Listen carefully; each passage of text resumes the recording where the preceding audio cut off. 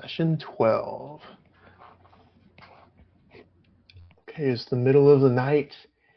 The moon is full and it shines down on the enslavement, the slave camp of Rot Dust. On the edge of Rot Dust, overlooking it, is our camp with Abora, Corix, and Frankie. They've slept for a while, just a few hours. Take it away. I'm rustling awake, pulling water out my pack. Let my eyes adjust under the moonlight. Sitting still beneath the large tree at my back.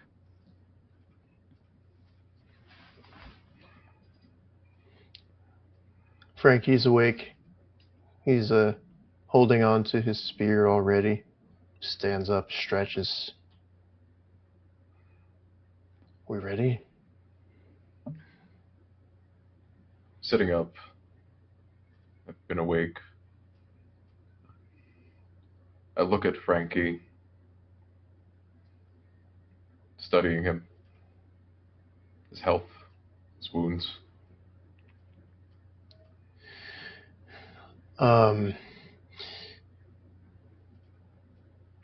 The marks that were on him previously, the X across his chest, is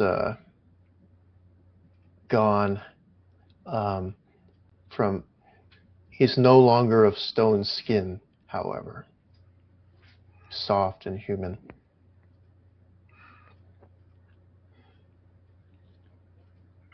He looks tired. Are you ready? Are you ready? Turns to Abora. Ready as I can be. I don't know if I don't think I can get my stone skin up and going just yet. But I can fight. I'm standing up, passing my dagger into a holder at my side. Well, we still got a bit of the night left ahead of us here. I don't know about you two, but I'd like to get a little bit of a scout here. All right. Have some ideas of things you might want to look out for here. Sure. Scout a little bit, and then make a plan of attack. Sure. Looking up at Frankie. Attack, huh? That's your first go-to? Plan of attack, plan of whatever you want to call it. Fair enough. He's looking down at the encampment below. Well, looks like they've finally gone to sleep. I don't see anybody outside. Standing up, I haul the cloak over my shoulders and clasp it, walking over to where Frankie observes. There are actually a few the slaves must be inside. There's a few shacks. There are guards posted outside. Around the encampment is a fence, a wooden wall with 4 towers on each corner, guards atop them.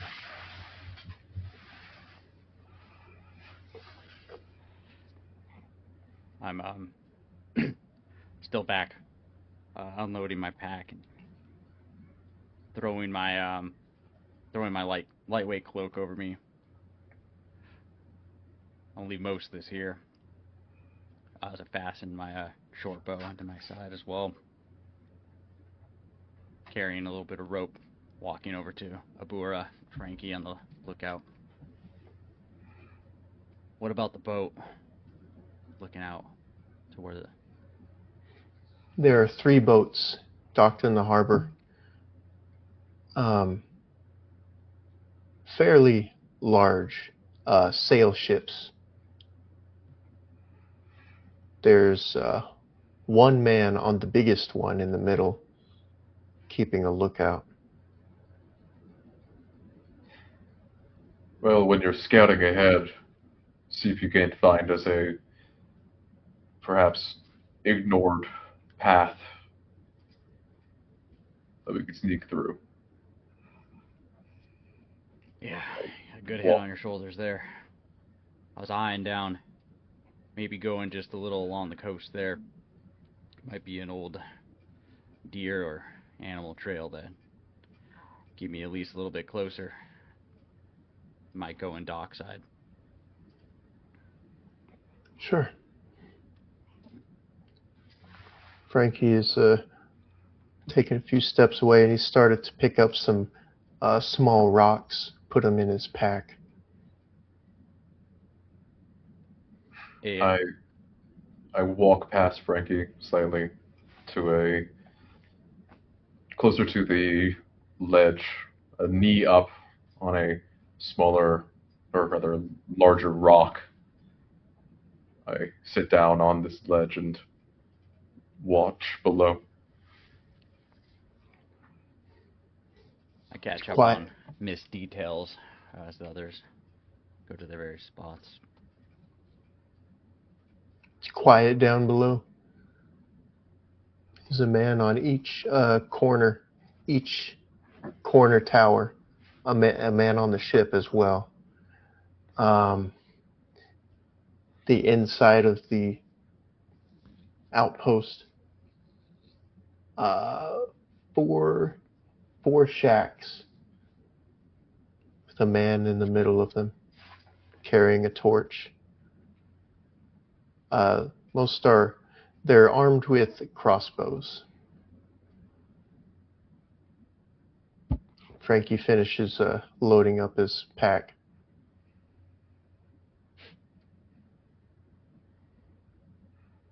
Frankie, walking back towards him. Hey, Frankie, say again. Yes. So I see we got 4 shacks down there, a few ships. I'll go scout ahead. Mhm. We'll need a signal if I don't make it back. Otherwise, if you have a plan B, might want to let me know. He's looking down as he's listening. Well, we'll need to see you. If you're close by one of the guards, one of the guard towers, that's lit up quite brightly, but other than that, unless you have a torch of your own. Yeah, funny you say that. Going back to my pack. Rustling out the last of my provisions. Holding out a small jar. A little bit of oil left here, but doubt I'll be able to use it. Still. I'm packing light going down there. I shove it into my holder on my side. Keep a lookout on one of those towers there. I'll try to take one out quietly. If I don't, you'll hear some noise. We'll keep an eye Okay. on. We'll try to keep an ear out as well. But like Frankie suggested, if you have a torch or something to highlight, something to throw up into the air for us to see, something. And again, if we can see it, probably everyone else will see it.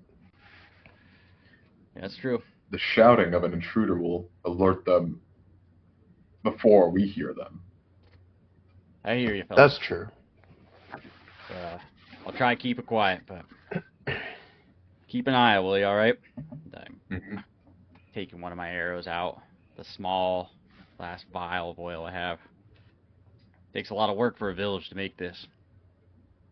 I'm soaking some fabric in a bit of it as I'm walking.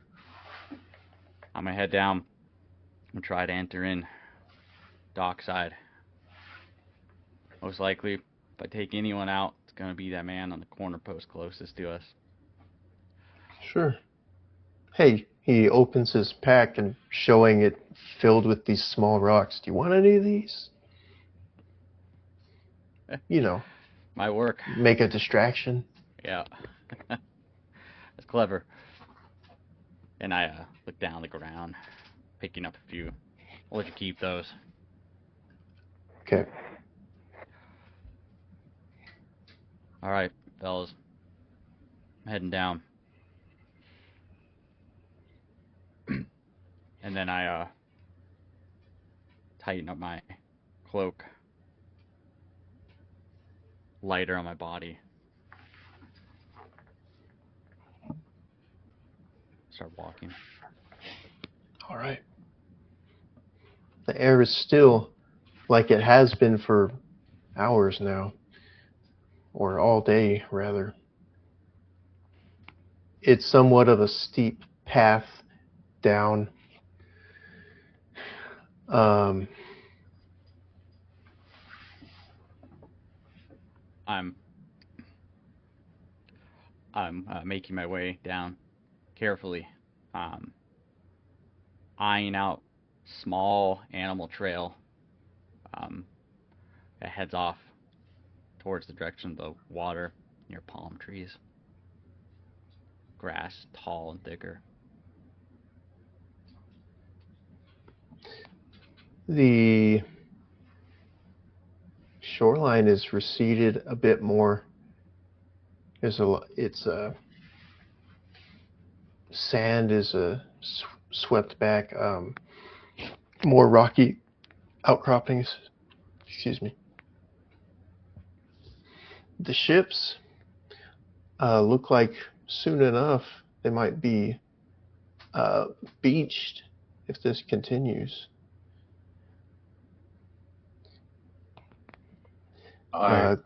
Close by, there's one corner of the there's one tower near the ships. I sit idle, but alert, watching down at the camp, my thumb going in use around the guard of my katana, fiddling with it. Frankie's looking down, watching Corix, at least what he thinks is Corix, in the darkness. Silence. My eyes adjusting under the moonlight. The view of the Palisades beginning to emerge. I'm listening for sounds of man nearby, coughing, or sounds of feet walking wood. The moonlight actually illuminates the top of the tower, and the upper half of the guard can be seen. It's actually a lizard man. He's looking out into the ocean. There's just the creaking of wood here and there as the guard paces, leans on one leg, switches his weight to the other side. Following the moment of his shifting weight, I take the opportunity to move closer to the base of the wall, gently untightening the strap around my short bow. There's silence. From your angle, the guard is no longer visible. Close up to the tower now. I steady myself, listening to the soft beat of the ocean batting against the boats, the docks. Finding stillness. Pulling out my rope, I loosen it. Looking up for any latch on top of the palisades. Eyeing out for a spiked or... The tower is topped with spikes from the wood, the wooden columns. I begin making my way around the base of the wall towards the dock side, trying to edge near the corner to peer around, eyeing for a potential back entrance.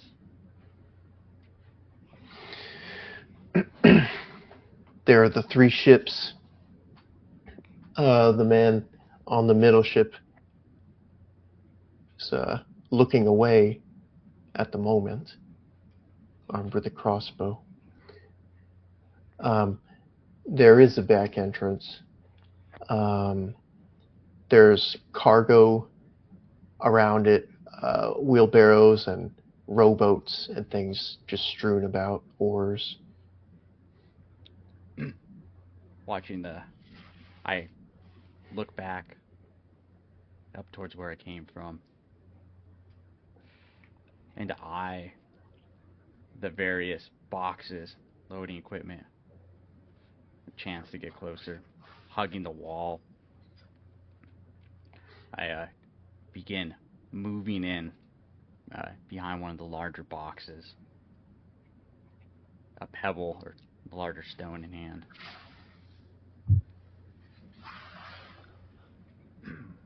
Roll dexterity advantage.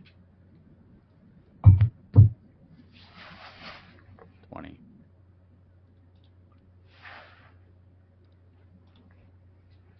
Some more silence. The man on the ship looking out into the ocean.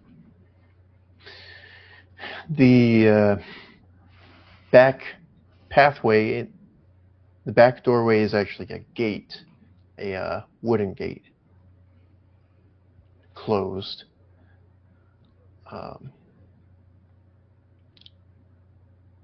But unoccupied. I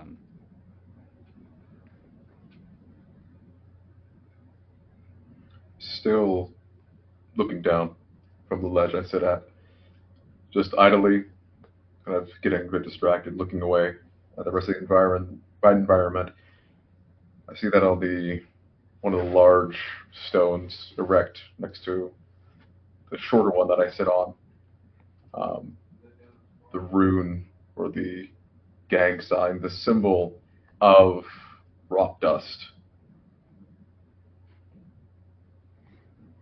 It's a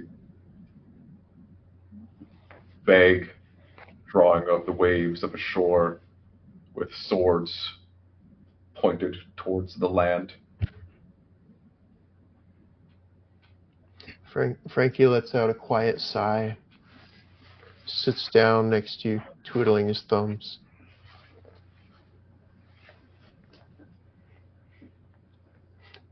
Do you really think we'll find his cousin down there? For his sake, sure. You don't sound that invested. Why would I be? I thought that was the whole reason we came here. It was, but then we found that they were ships. I had no reason to assume that they had landed. So That's true. My eyes are set somewhere else now. I'm with you, honestly. It's good to hear. If we can find, what was his name, Caleb, then good for him, but I'm ready to leave. Absolutely.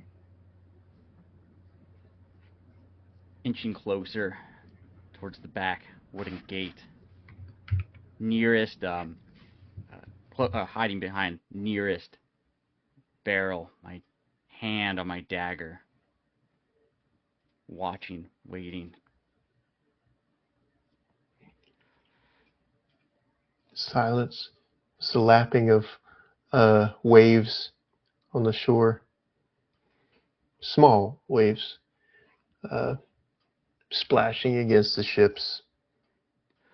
I inch closer, not eyeing anyone. I move to the gate, assessing its security. Looking.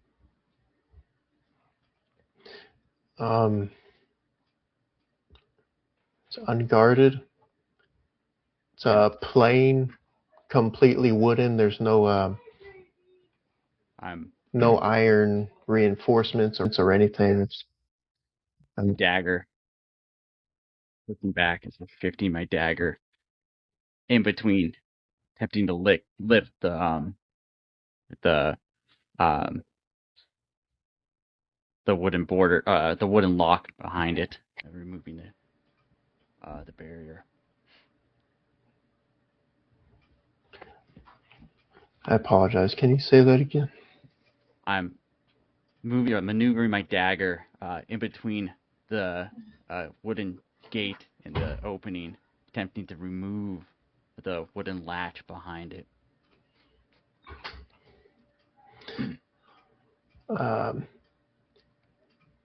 Roll a dexterity disadvantage. DC 15. The not finding any wiggle room in there or any purchase in it. My arm slipping out, rattling the wood.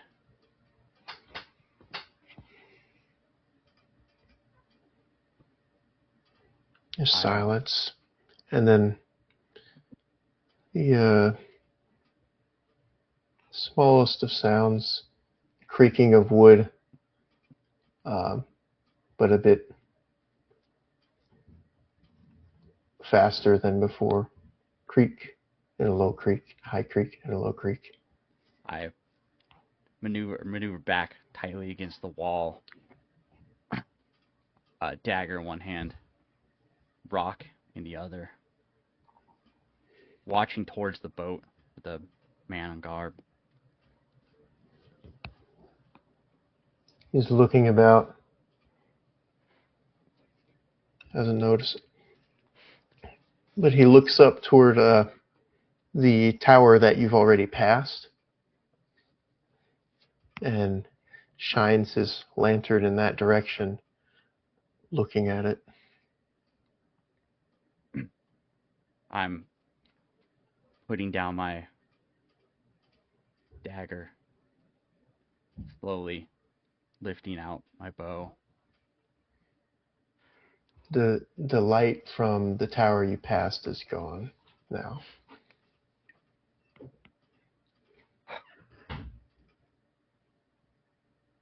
Dagger tightly secured, pulling out quietly an arrow, notching it, keeping sight for the man to appear. Up top, Frankie's watching. Do you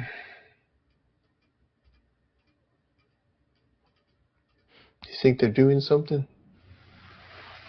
He's scouting. He's doing his job. It looks like the guy on that corner went down. I noticed he went down the tower. I don't know what he's gonna do. Maybe they're changing out their changing the guard or something.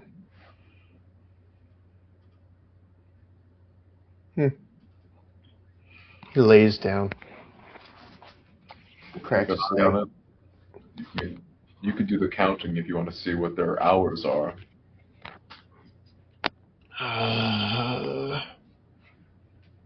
Fine, I'll keep watching. That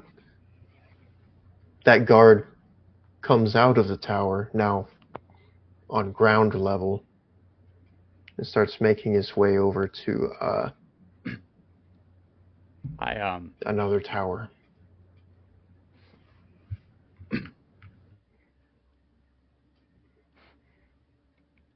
Not seeing anyone outside, still near the docks. My arrow notched ready. I begin making my way towards the boat. The middle boat is the strongest, biggest looking one, covered in barnacles on the bottom of it. The sails, some of them up, some of them slack right now.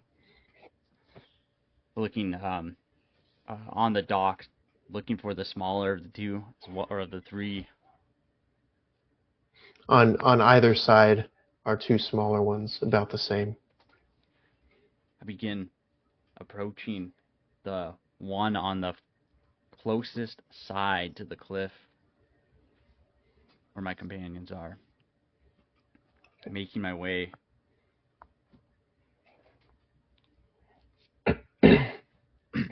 Dexterity advantage, please.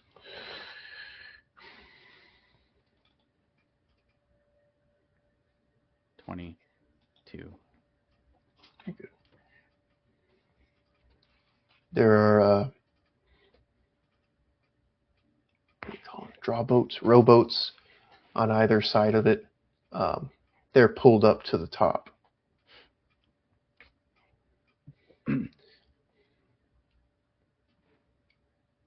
I pull I assess the boats, or the rowboats, and the plank up to the smaller boat. I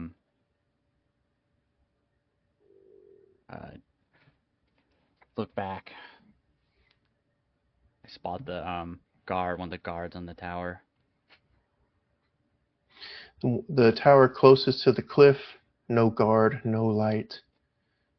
The other visible tower from here, on the same side as you but farther away from the cliff, has two torchlights now.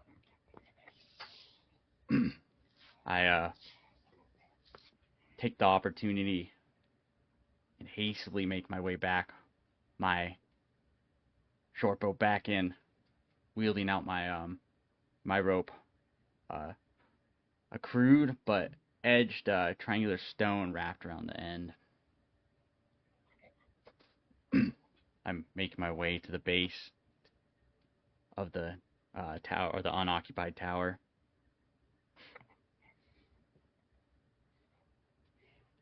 Night, dead silence. I wrap it a little bit of my linen around the stone, look up into the sky, take a breath, and I hurl the rope up, attempting to wedge between the palisades. There's a thud, and it lands on top of the tower. Went the thud. Sweating, I wipe my hands off. Dagger in my dagger ready. Feel the tautness of the rope. I begin mounting up the angled wall side, my feet finding any groove. I'm climbing like I would any tree. Roll strength advantage. DC 12. 13. The stone finds purchase wrapped around the palisade. I'm making my way, lifting up, or making my way up, climbing the rope. My eye near the top of the structure, finding I spot the heel hook and begin mounting the top of the structure. Some clouds passing overhead, covering up the moonlight. The top of the structure, again, it's lined around by spikes, but it's a wooden floor and a staircase leading down into the tower. Or my cloak catching as I'm attempting to roll in, arm fit up by spikes and wooden slivers. The two torches on the other tower, same side as you, disappear and reappear 3 times. I duck low, my cloak unripped from the palisades. Compose myself, looking down the stairs, leaning over, eyeing it from the top of the structure, though looking back at the 3 torches there. I enter down into the stair darkness. It's complete darkness. The stairs sound like they're made of wood. Mostly quiet. Steps slow as the first creak. Eyeing the door, for the door of the small room. I wedge myself at the side closest to the to where the hinge would guard me, and listen. The room at the bottom of the tower is empty, or sounds empty. Through the door, quiet voices sound far away. I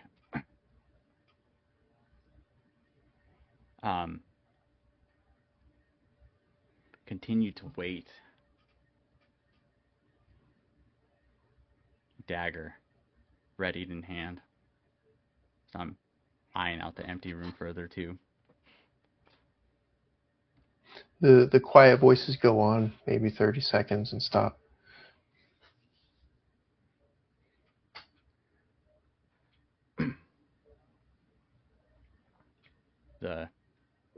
I head to the door, slowly opening, peering out, looking for the path to the wooden gate back entrance. It opens soundlessly. There are the 4 shacks in the middle. And the other side of that gate entrance is there, unguarded. I move. I walk my stance, ready low, staying tight to the corner. I move to unlatch the back door, back gate.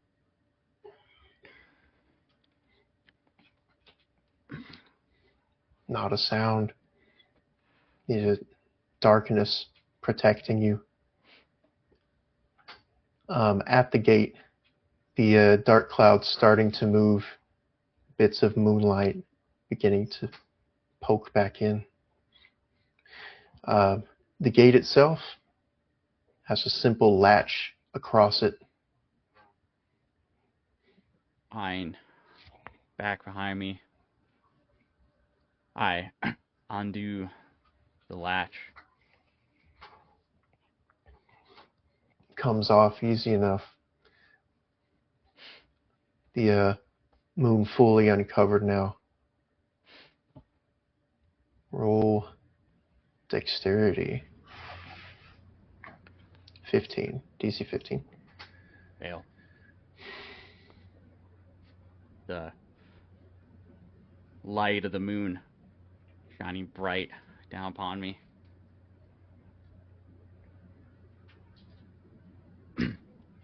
The two guards up in their tower, shining their torches, looking out toward you. They cover their torches 3 times again. The silhouette of my form bouncing on the ground around me. I put my hand to my heart, steadying myself as I back down, head back right into the empty tower. Towards it.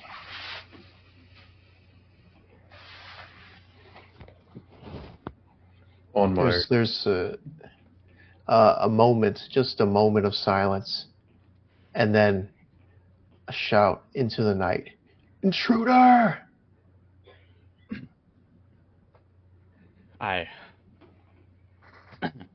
In the empty room, a cobwebbed old chair.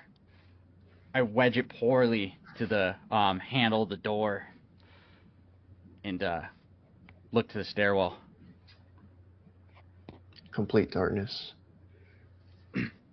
Making my way up towards the stairwell, attempting to peek just above.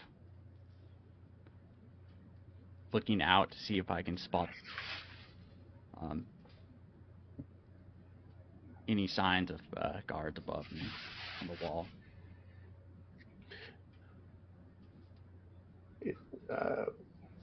There's the tops of the palisades that can barely be seen, and the night sky.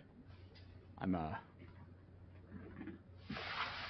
making my way up to the top there. It's clear of men. All 4 towers, the torches are gone. Empty. I'm at the top and I'm rustling through in a panic in my bag, looking for my flint.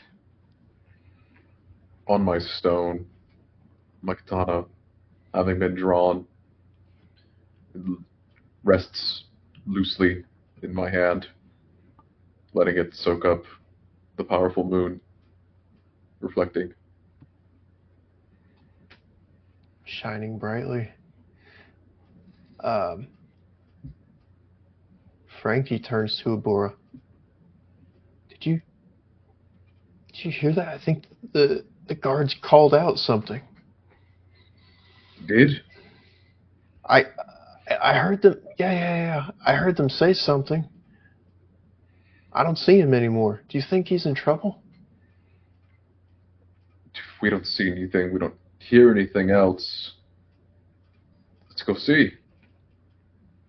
If they're addressing an intruder, then we should be safe along the way.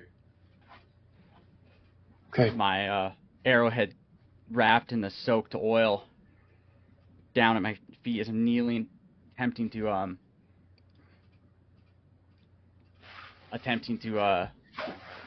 light the fire and get a spark on the oil. Come on. DC 9. The a flash as the oil begins to take, wrapped around the arrow.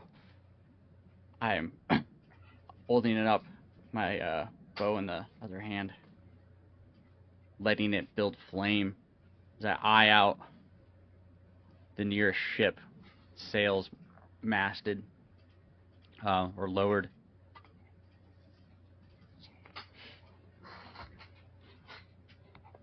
The nearest ship, a couple of men have come topside onto the deck, looking around. I'm drawing the bow, and I release, aiming towards the biggest sail I can see.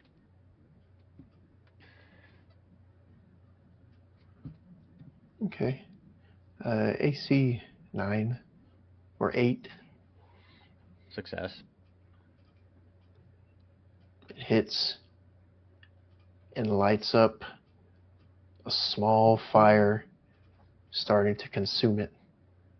There's banging and rattling from down below. The door banging against the chair you propped up against it. I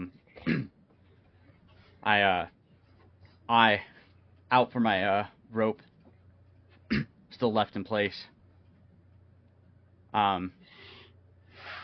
Looking down to the huts though below.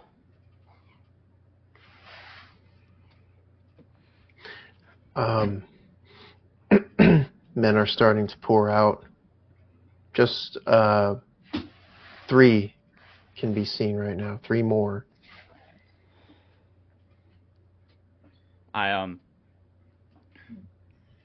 Running ahead, shield slung onto my arm, bag on my back, hauling forward, having leapt very slightly down from where I sat. Frankie at your side, running, panting. Sounds like something's about to go down. He makes it to the edge of the path by the shore.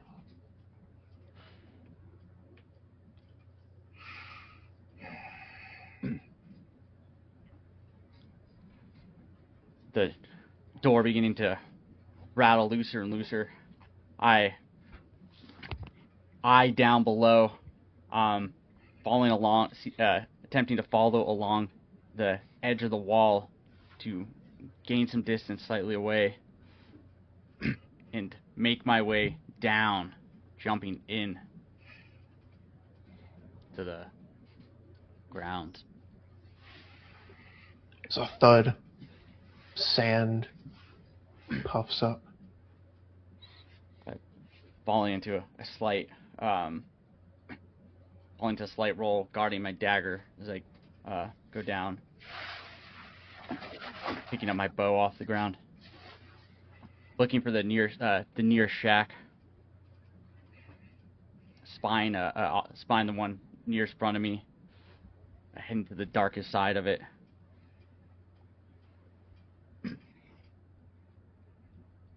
Dagger out, looking for the entrance. Okay. Hauling,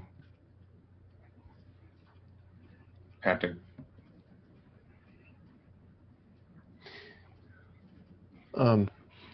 Frankie's running as well. Come on, he's running up to the tower and leans against it, just looking around. Following behind. His eyes on the gate, on the back gate.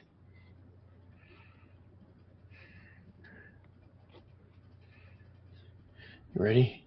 You want to try and get him out of there? Hope it's not too late. We will go to him. That's what we agreed to do. Curses under his breath and runs up to the gate. Following, not making much of a conceited effort with the heavy cloak on my back to disguise myself. Now roll dexterity disadvantage. DC 15. Thudding, rattling. It's a sound of commotion coming from the boats. I look up at the burning sail. Now, why did you have to go and do that? What is going on? The sail, that particular sail is eaten up by now. Men are piling into rowboats and lowering them down on that ship.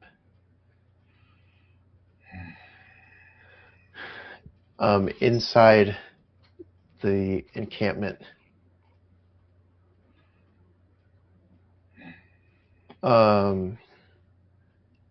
roll.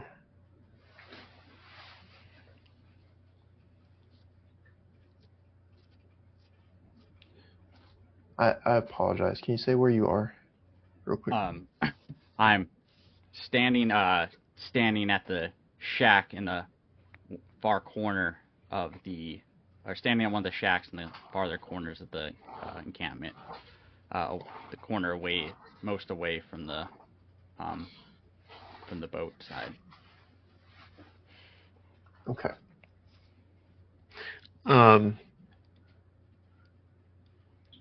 Roll dexterity. It's dark out. The moonlight provides a little light. DC 15. Fail.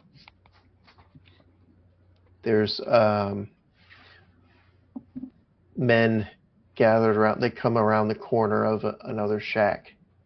They say, "Hey, who are you? Identify yourself." There's two men with torches and crossbows.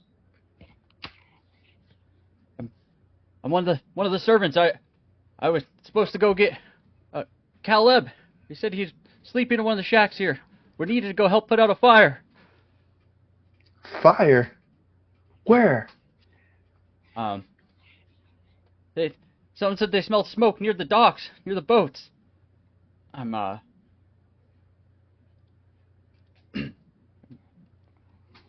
slowly moving my dagger away from them. One of them sniffs the air. I do smell smoke. The other one moves his torch around a little bit and squints. Wait, what have you got there? I stutter, losing my words. He gets closer and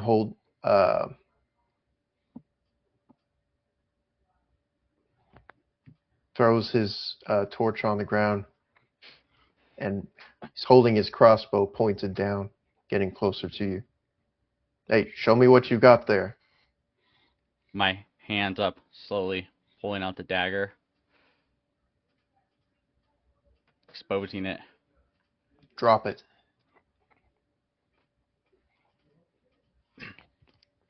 Yes, sir. And drop it, the thud against the sand. He kicks it away. You know, I don't recognize you. Where's your mark? Show me. My hands still up. Iron crossbow. I begin pulling back my cloak and attempt to just slap towards him with the cloak, making an attempt to turn around, run.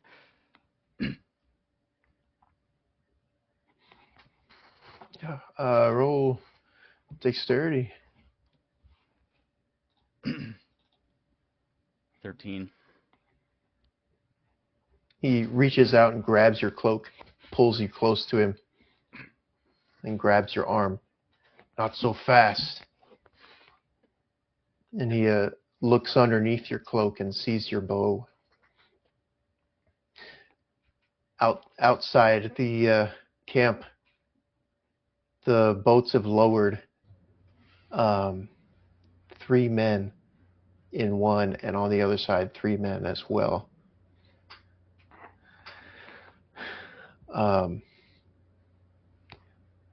Frankie looking at the gate. How are we going to get in? We'll search for any kind of gap, some kind of fault in the walls, and if we can't, we'll keep going. See if we can't find a way around. And failing that, I have an idea. Let's check that first. Curses under his breath again and pushes on the gate slightly, just barely, and it budges a little. Wait a minute. It's not locked. Starts to push on it. It opens, slowly creaking. We're in. It's a stupid mistake. Alright, let's go. Hiking up. Stomping into dirt. Sand. The boats are starting to make their way towards the shore. No time to waste. He slips in behind you and closes the gate behind him. In front of you is the latch that Corix left on the ground. There's a lizard man running around one of the shacks and disappearing behind it. Corix, lizard man comes out from behind a shack. So there's one man holding you, another man, and a lizard man standing a head taller than the humans. Eyeing him.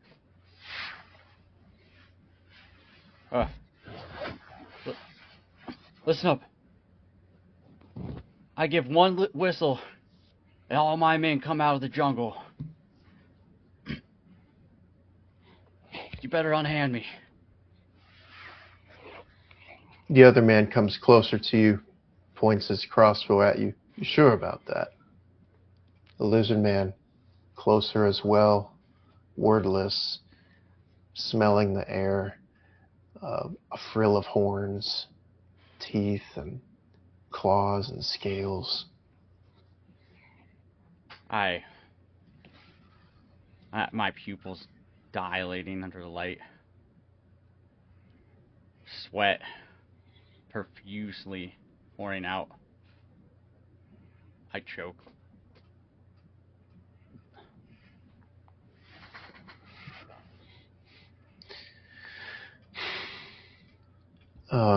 Frankie, looking about the ground clear, at least where him and Abura are. I look about for a moment, spotting a cart not far from the gate you just stuck into. Nodding, I sheath my sword. Looking at the gate, I go behind this cart, not very large. Begin pushing it towards the gate. Oh, let me help you. Gets behind it with you and pushes. It's blocking the gate now. So what? Look for Corix? For Corix, Caleb. Well, ideally, wherever Corix is, Caleb also is. I don't know what he looks like, so. So Corix first, yeah. All right, let's get out there. He's running out into the middle, towards one of the shacks. Sand blowing up under his feet. Puts his back to it. Looks around the corner. I just saw a guard running around this way. All right. Well, If we follow the guards, we'll probably find Corix. on you then. Well, He leads the way. following him, I'll calmly put a bit of a march in and unlatch my shield. He follows behind that guard, spear in hand, and looks around the corner. Oh, and peeks back. Found Corix. I'm backing slowly into my back into the man behind me, attempting to get the smallest step away from the lizard man. Listen, I just wanted to get my cousin back. Slowly maneuvering my stance slightly wider, step back. Man at my back. The man at your back puts a hand on your shoulder, and with his left hand draws a something metallic. Following Frankie, seeing Corix, I'll shout out, my bag now in my hand. Wait!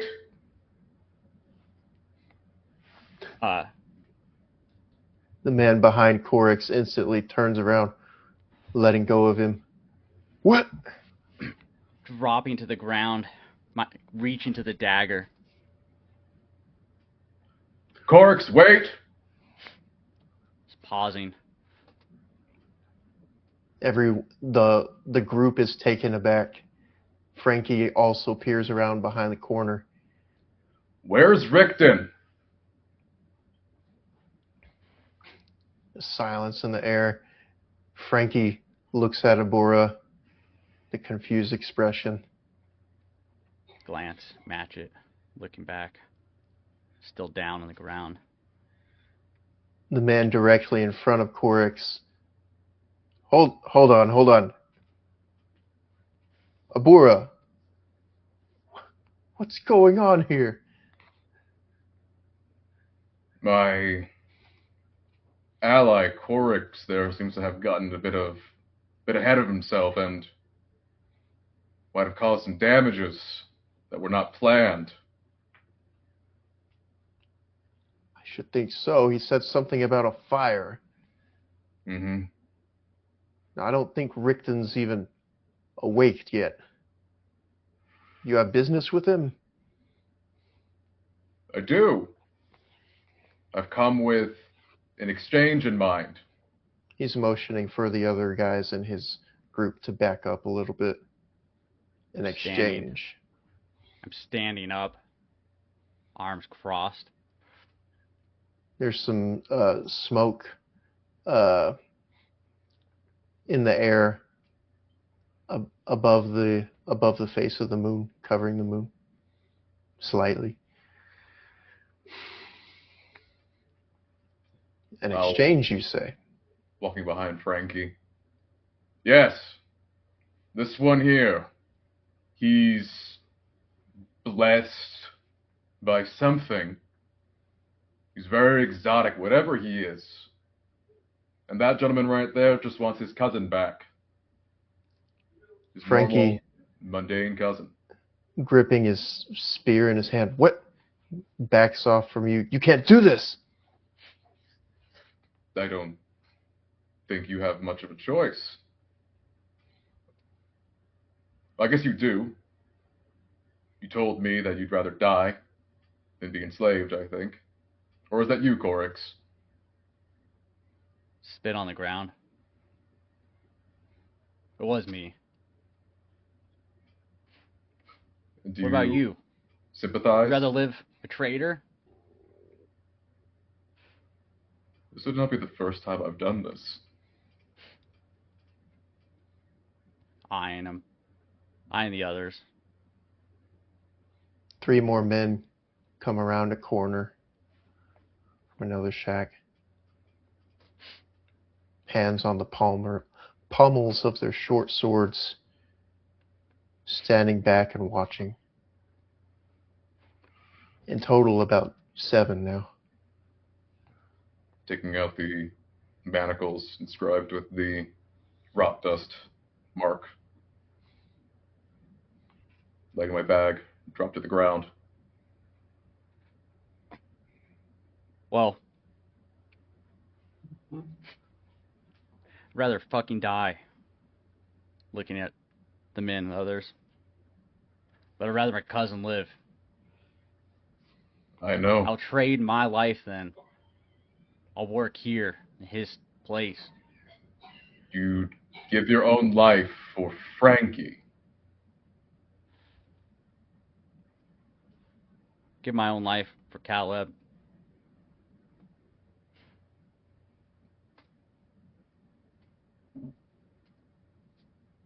Well, Frankie takes another step back and levels his spear horizontally now. My real name is Amek.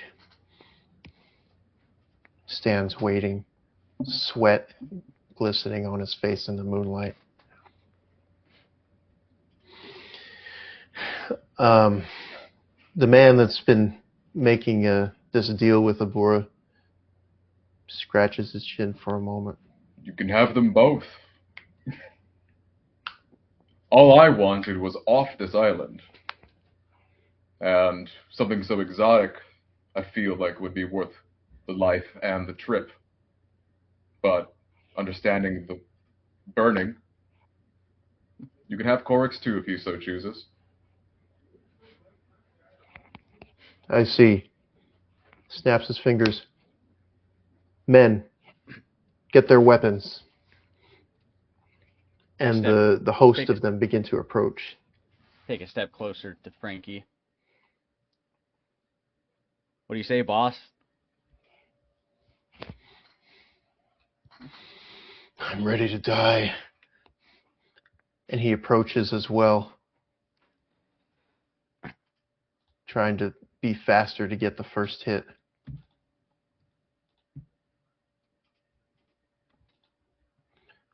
The group approaching as well. Frankie's Rushing. faster. He rushes in towards the largest target, the lizard man first. Strikes. And anticipates his strike and grabs the spear in its hand, menacingly staring him down. Rushing behind this powerful force in front of me. Rushing to my, sweeping on my dagger. And blindly rushing towards the man that was at my back.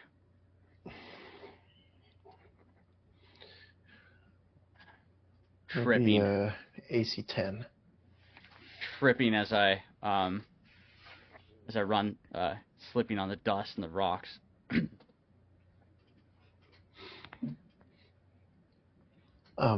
He comes close to you and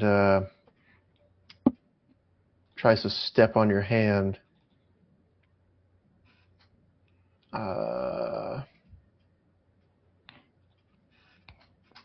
Rolling out dagger back towards his ankle.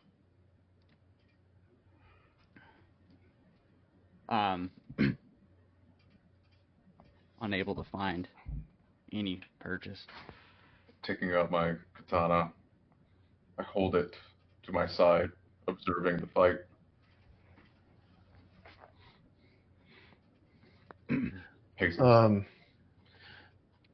Most of the men are standing back as they're watching the fight between the lizard man and Corix and Frankie. Frankie is trying to pull his spear free, and he does, and put some distance between him. Then the beast charges forward, trying to grab the weapon out of his hand. And its strength is no match for Frankie's human strength. He grabs the spear, rips it out of his hand, and throws it. The men surround Frankie with arrows pointed at him. One comes up to him and grabs his arms.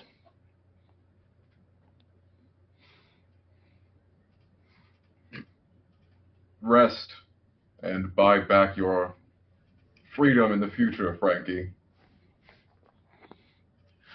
He spits on the ground, powerless. The man behind Corix goes for a kick, just barely missing Corix's face. And Corix, if you don't stop now, imagine what will happen to your cousin. Scrambling up through the sand, tackling into the man as I hear Abura. AC 10. Failing to find footing in the sand as I fall down once again, humiliating myself in the dust and the sand. Some of the other men come to help him, and they are all grabbing you at the same time. One of them tries to rips out your dagger as you're just powerless on the ground, held by all the three of them. In the clamoring of the feet surrounding me, I briefly spot Abura. You spineless, nothing, coward. I spit, losing sight of him. You're less than the dust in my pocket. Men kicking me. There's commotion coming from inside the shacks, loud, arguing, shouting. It's not your fault, Corix. It's the island. It changes you. Out of the darkness, seemingly out of nowhere, into the moonlight, tall man steps into the scene. Rickton. Dark hair, black mustache, and the jacket and cape of an admiral of the sea, steps into the scene. Abura, looks like you've got something for me. Sheathing my sword. More than I intended to bargain with, but it does appear that way. He looks them over.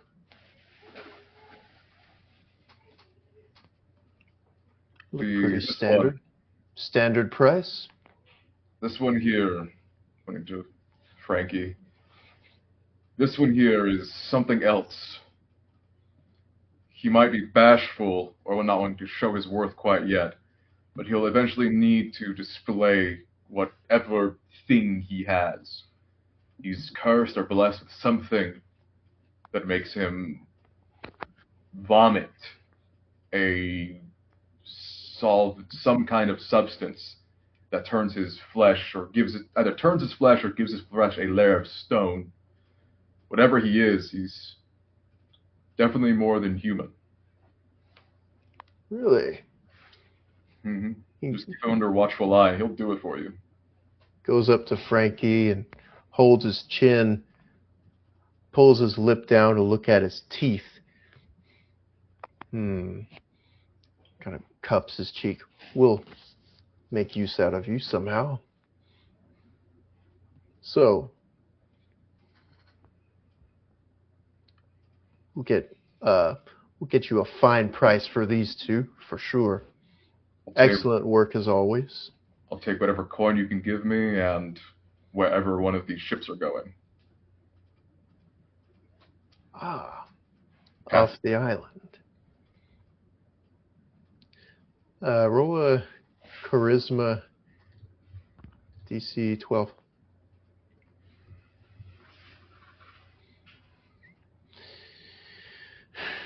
You have done good work for me in the past. And he looks over the two. There's a crashing sound as a splitting of wood, or not as the cart is busted out of the way and the back gate opens.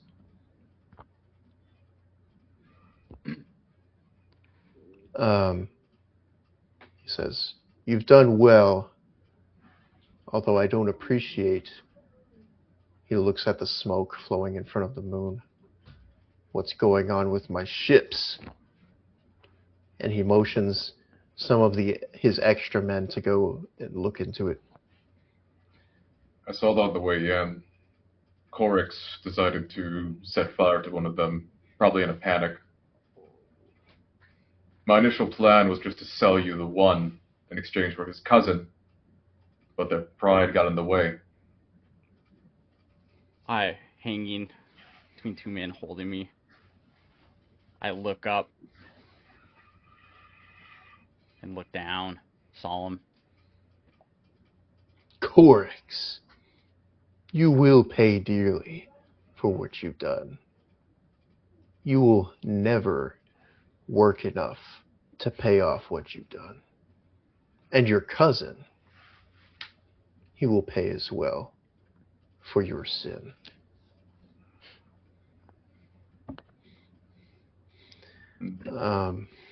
Rick, I am wholly uninterested in coin. My wish would only be to leave the island. Till now, you have been a great worker for me. Why would I ship you off? It's clearly you're getting other slaves from other places, and I can work somewhere else for you. But this island is miserable, and the one other touch of actual civilization has probably abandoned this place. And while I don't mind luring people here, I have to think about myself a bit. You do. You do. Scratches his chin. You do excellent work, Labora. You last longer than most do. You realize that, right? Yes, but I believe my karma might be running at me pretty soon.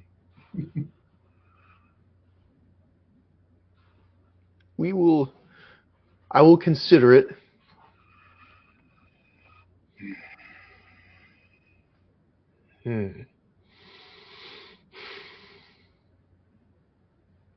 I have plans, ideas, if you would hear them. I would. He motions towards his men to take Corix and Frankie away, and they do bring them into another shack. In that shack are men in bunks, sleeping two to a bunk. It's hot. It smells. In the corner is Caleb, covered in dirt, scars. Eyeing the sunken features and scarred face. Familiar. Caleb! Caleb! What? Attempting to rustle free, crawling towards him. Gets up and he's bustling through men that are all through the commotion and the men. The guards shout, "Everyone shut up! Back to your bunks!" Ignoring as I push through a crowd of other bodies and people in here. Making my way to Caleb and grab his face on either side. Little cousin! I found you. Holding him. It's me. It's Corix. A tear comes from his eye. Looks up. Corix, I didn't think you'd come. I did, buddy. You couldn't go home without you. I'm so sorry. And I lean in. I'm gonna get us out of this fucking place. The other guard lets go of Frankie, shoves him towards one of the bunks.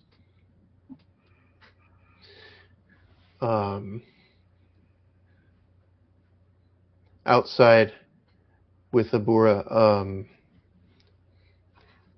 Rickton is discussing details as he walks towards the gate. As you know, I am a foreigner in most places, so my word is not worth much. But I do not know if you would ever tend to go to my island of Mobius. But what I suggest, if you take fancy to this type of creature that I've delivered you to today, there are people not unlike him on my island. I see. So while slave trade might be worthwhile, exotic, inhuman slaves might also be worth something in distant lands. And while my name doesn't mean anything since my lord died, I am still known in some way as a swordsman there. I hold a bit of respect by those who also fight. Your lord has died. A long time ago. That's why I'm here. You could say I am your new lord. What do you say to that? By default, yes. I've tried to take out many who have come to this island ruefully, but you have become the default. Do you still have my mark that represents my name? On the manacles I carry, yes. Good. He's stepping over the snapped wood and going through the gate, looking at his burning ship. Puts his hand on your shoulder. Abura, you may be the key to my expansion. And you have earned my trust. I think you've made a good plan. You'll go out into the world, to this island Mobius, you said? Yes. Find more like this man. As you have said. He pulls out a bag of coins, puts it into your hand. I'll be waiting for you. Taking it, its weight far greater than its mass. Looking down at it.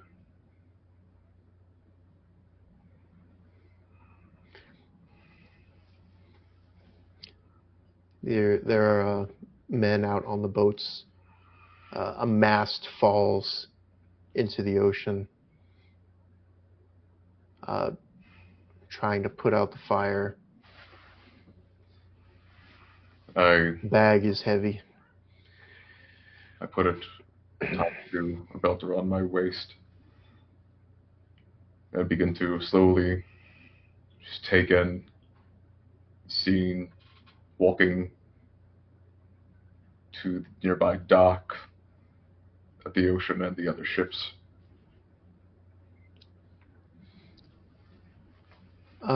Rickton calls out, "One last thing, Abura. You'll go on the big one. Let me know if you need anything else. You can head out in the morning." Oh, you might as well see what you have there. Thank you. He gives a nod and goes back into the camp. In the shack, Caleb, looking up at Corix, wiping his eyes. the guards are starting to go out of the shack.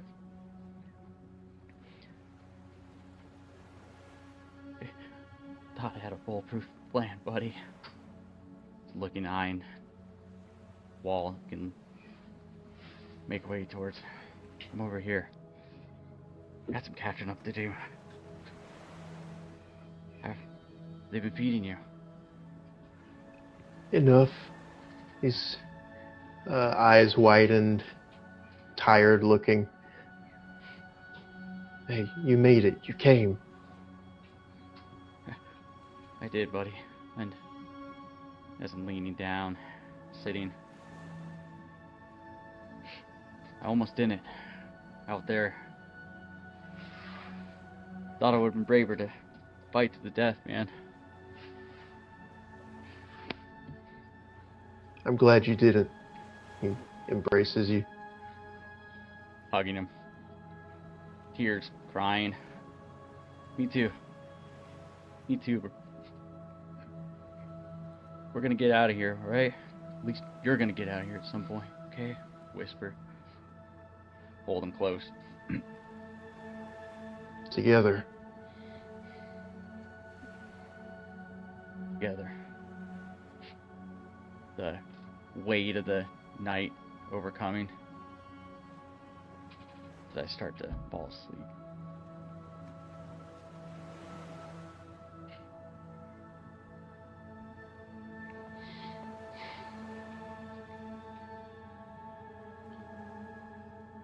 I walk on to the larger ship to... They let down a rope ladder for you. climbing it. Slowly walking to the side facing the ocean. As close as I can get to the back. Some of the men just watching. One actually recognizes you. Welcome aboard, Abura. Glad to be here. Looking forward to doing business. More business. Indeed. Before you, the open ocean, endless. The sky, dark, and the moon full. I unlatch my katana, holding it in one hand, still holding the manacles in the other, and stand there with them at my side, letting them weigh my body a scale between the two of them. The weight of them both pull on you. The shine of the moon reflecting off your katana. I close my eyes, breathing heavily. The wind begins to blow for the first time in a day.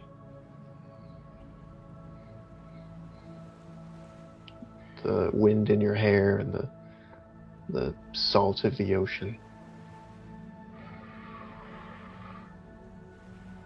Becoming agitated,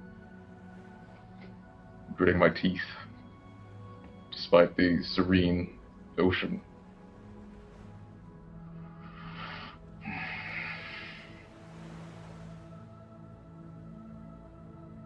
I take my katana sheath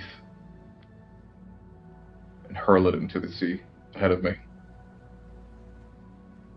gripping the manacles tightly. Tight.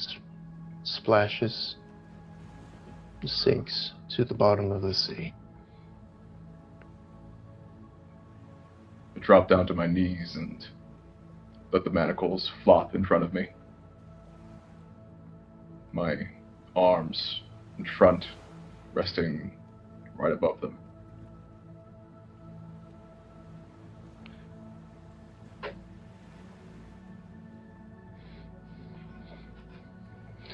Any last moments? I think we'll call it here. And that's the end of the island, I think. The island. Oh man, dude, when you said the island changes people, I was like, yes, dude, so cool, man. Oh, that was awesome. Sorry for some of my turns were kind of awkward there. I apologize. I got really self-conscious about how long it was. I was like stealthing around at the beginning, and I was like, "Fuck that up." No, I had my whole solo session. It's all right. I got to. Yeah, you were fine. Yeah. Enjoyed the hell out of that though, man. That was so cool. I was like, that was so cool. I was like, because the whole time too, man, I didn't want to like, I didn't want to like pre-plan everything too. But I'm like, man, I'm this like naive kid who like has some good tracking skills, but I'm like fucking, I'm out of my depth here, It's the first time a guy sees a lizard man, I'm like, shit, I'm actually not so good at this. You were doing great at first, and then it's just like everybody piled out. It's like, well, what are you gonna do now? Right? Like, yeah, it's gonna be reality. And then, especially when you see like a creature that, because to him, I was like, remember earlier, I remember in the last episode too, I was like, because I imagined him never really seen one before, but like kind of hearing about it and stuff. So it was just so cool to me, like picturing this like scaly giant like creature just like staring you down and being like, oh, hey, this is reality. You thought you were gonna be like, oh, I'm gonna die here. Instead, you're like, no, you're a fucking kid, and you just get humiliated in the fucking little scrap. It's so good. Oh, dude, the island changes feels so cool. Yeah, the island changes you. I was like, oh, so good, dude. The captain was awesome too. I love. Was that the first time, like, Rickton? Is that? Rickton. Yeah, was that the first time, like, he's been in this? It's the first time he showed up. Yeah, we used his name for the first time in the last session, where the I forget his name, but he was like, he name dropped him, and I was like, stop. So cool. You're like, wait a minute, what? What do you know? That was awesome, though. That guy was cool. I love that, like, patting him, you're like, pat him or whatever, like, with Frankie, and you're like, when the captain's, like, sizing him up or whatever, the way he did that, I was like, that was so sick, dude. He was looking at his teeth, because that's how you tell if they're healthy. Yeah. I was like, oh, it's so cool. See your teeth. Man, it's so good. I love that Abura survived the entire campaign too, huh? I know. Isn't that cool? It like never happens in a ShadowDark game, I thought, That's what my karma's running out. Because the way I think of it was like he's been trying. Because the meme was that his daimyo was a dickhead, and he was just a hired hand. He's like, hey, I'm gonna do your duty kind of thing as your samurai. I don't have a choice.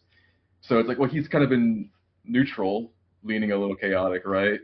So he's been trying to adopt replacement surrogate daimyos, with Nico's first character, and then and then with Braum. But then everyone's dying, so he's like, all right, I can't do this anymore. Yeah, so, I'm not cut out. You might be the replacement, or said his name like 70 times. Yeah. Frankie, I'm not gonna. No, never mind. I love that. Instead, you're just like, it's so good. Like, let's just sell this dude, actually. Let's get back to the... I give up. Oh, it's so cool. I love that, man. My karma's running out. I'm next, kind of thing.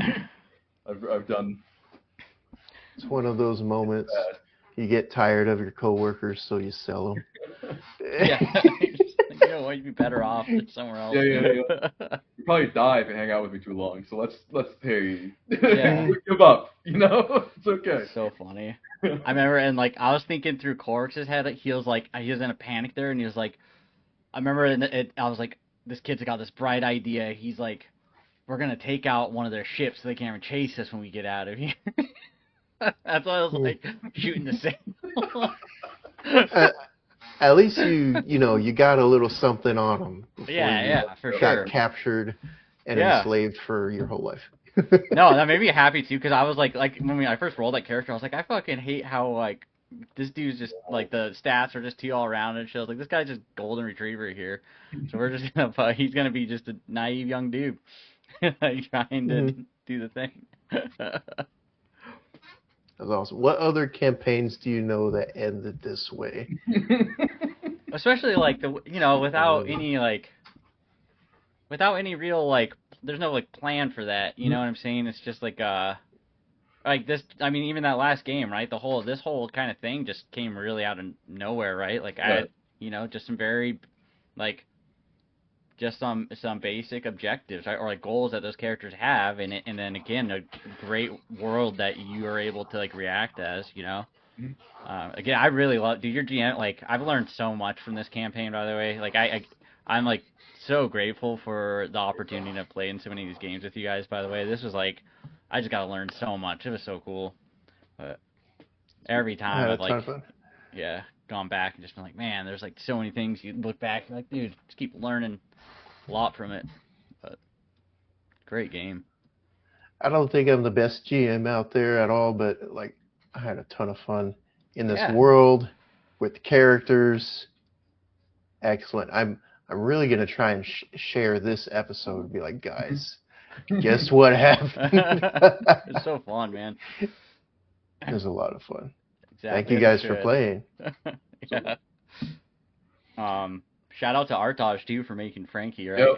Yep. Yeah, You did what? I know. You sold Like, it?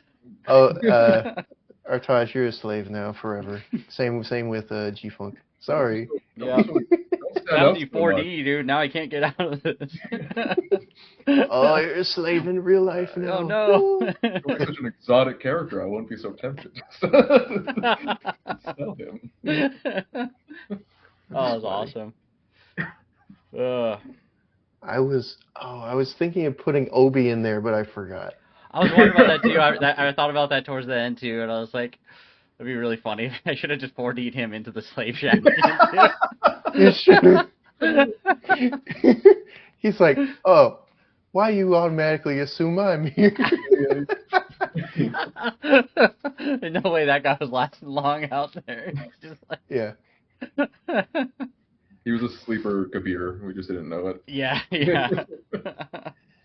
Maybe he'll appear on Mobius Island or something. Mm-hmm.